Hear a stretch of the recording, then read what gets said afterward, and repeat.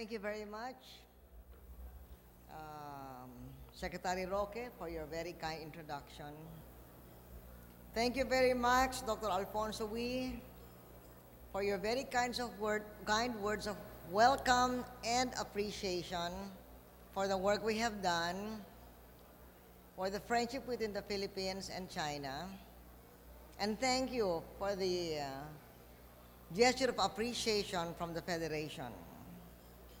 Ambassador Liu, thank you also for remembering what we have done, including my days as co-chairman of the Association for Philippines-China Understanding, working for diplomatic relations many, many years ago. Mayor Lim, Congresswoman Ang Ping, Mr. John Nang, Mr. John Tan, Mr. Domingo Yap, and I should also greet Congressman-elect Arthur Yap, leaders of the Filipino-Chinese community, other government officials whom I see all over the place tonight, other elected officials if they should be here. Ladies and gentlemen, good evening. Ni hao.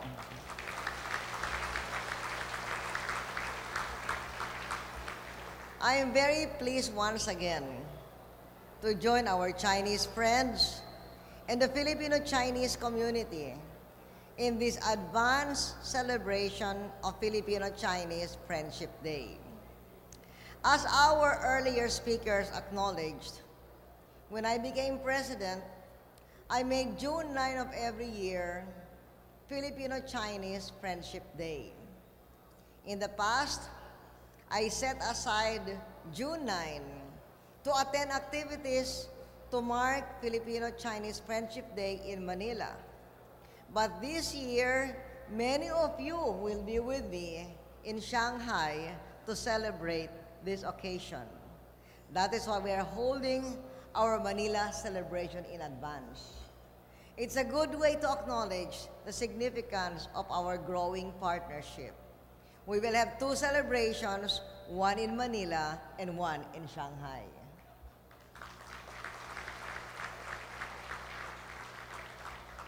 Over the past 35 years, the development of our bilateral ties with China, with our trade and economic cooperation serving as the engine driving our relations to great heights, has been a very important part of our history.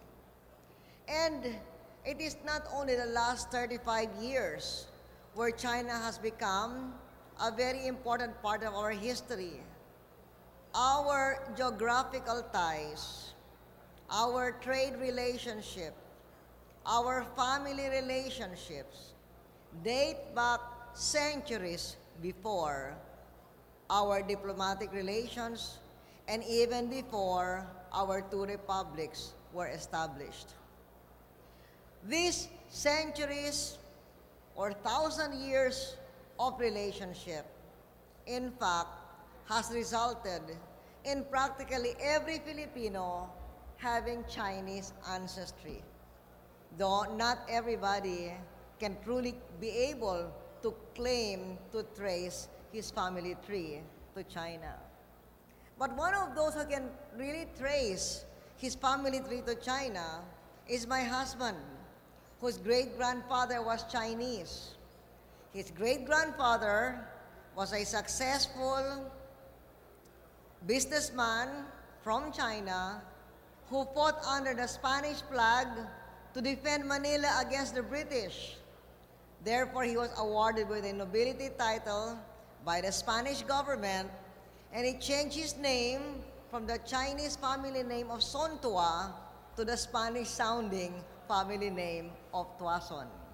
That is only one example. Because of the intricate and abiding connections of blood and geography, the Philippines and China grew to become more than good neighbors, more than good partners, and more than good friends. We are family. China and the Philippines are family.